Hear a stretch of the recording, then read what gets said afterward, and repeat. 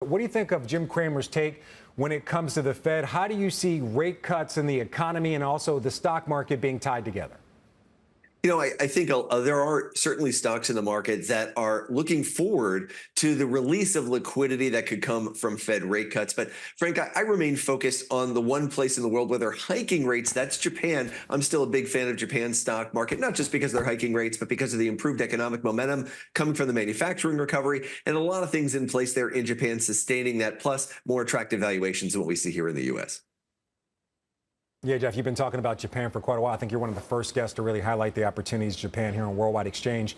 I want to get to your WEX word of the day. You're actually kind of fitting in with one of our themes today, commodities.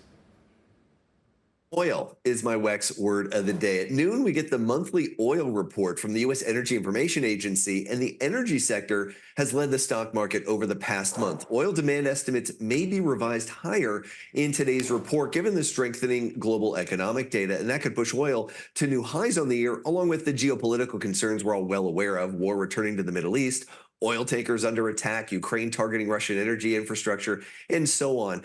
Even a temporary move higher could further boost the energy sector, but at the same time, a major and sustained upward move in oil prices could negatively impact the inflation outlook and worsen the outlook for rate cuts.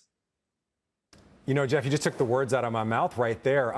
Oil's continue to rise. Look at WTI up double digits year to date. How do you see oil impacting not only CPI, the report that we're waiting for tomorrow, but going forward as we get closer and closer to June? Is oil, in your mind, one of the factors that the Fed is going to see as, obviously it's inflationary, but see as possibly something that they can overlook as they've overlooked a stronger than expected job market and some other stronger than expected economic reports? Or will that influence their rate cut decision?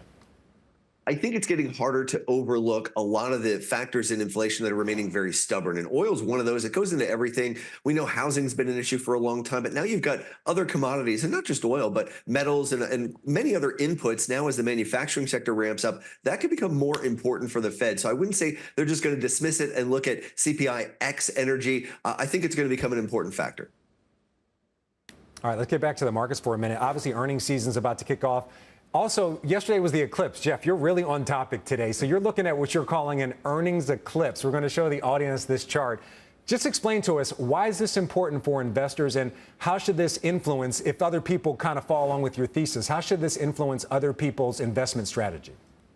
So in the first quarter of this year, it's expected by analysts that it will be the last quarter that the Magnificent Seven earnings growth there in yellow is positive, while it's negative for the rest of the stock market. In fact, that by the fourth quarter of this year, relative earnings growth is expected to flip, with the rest of the world expected to eclipse the growth in the Mag 7. And this may further a shift away from the Mag 7 to other sectors where earnings are recovering, like financials, energy, and materials, some of which have really shown signs of life here lately.